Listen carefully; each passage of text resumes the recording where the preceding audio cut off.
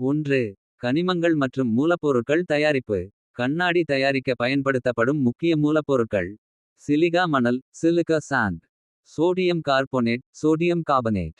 Calcium carbonate calcium carbonate. இவை தேவையான அளவில் சேர்க்கப்பட்டு கலக்கப்படுகிறது. 2. உருகுதல் மெல்டிங். கலவையை மிக உயர்ந்த வெப்பநிலைக்கு சுமார் 1700 பாகை செல்சியஸ் கொண்டு சென்று உருக்கப்படுகிறது. இந்த உருகிய கண்ணாடி ஒரு திரவமாக மாறும். 3. வடிவமைப்பு ஃபார்மிங்.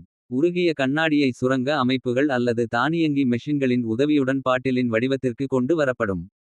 பொதுவாக 2 முறை செயல்படுகிறது. பாரிசன் ப்ளோ முறை பாரசன் ப்ளோ மெத்தட்.